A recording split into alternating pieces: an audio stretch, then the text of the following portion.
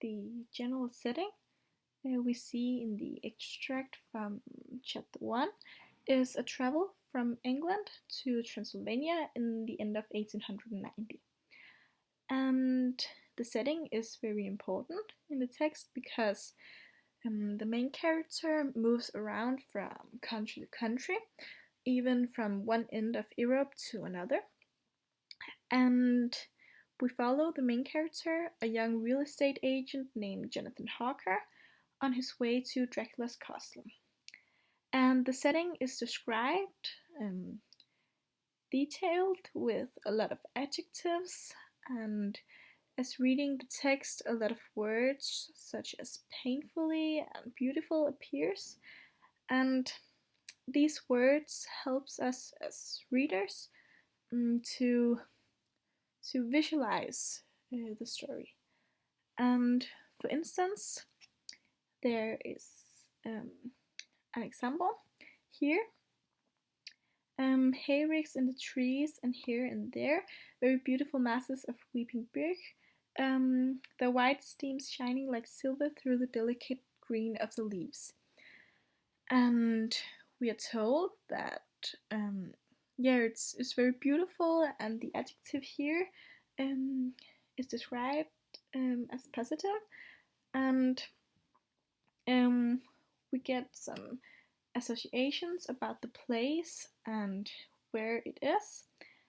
And another example is here, where we are told the Sikhs with their white and the Slovaks with their colored sheepskins, the latter carrying lance fashion, the long staves with axe at the end.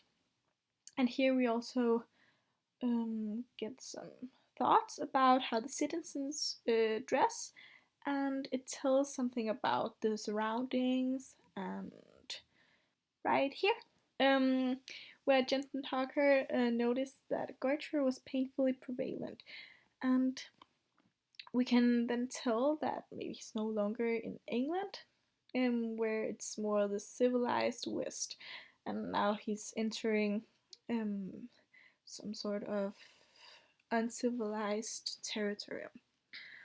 And he also thinks that the passengers from the carriage are superstitious because they offered him gifts, as we can see here.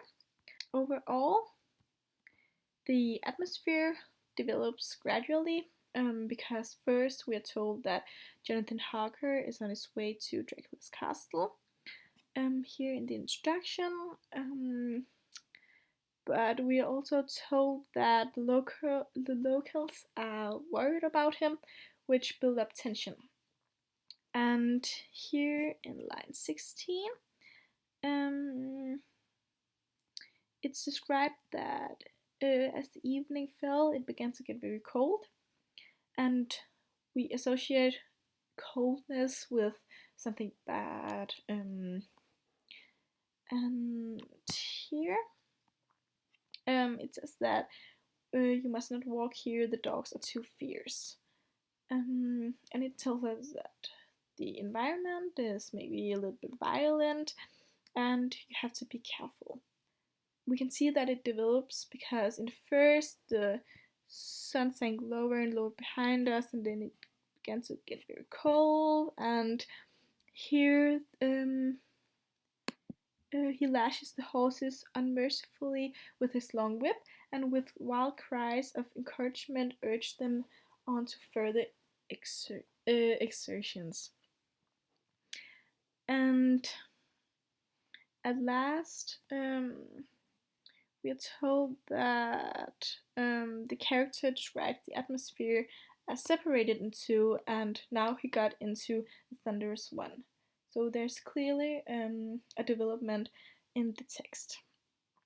And this also refers to the concept of foreshadowing, because it's a technique in which many writers use to give hints, so we can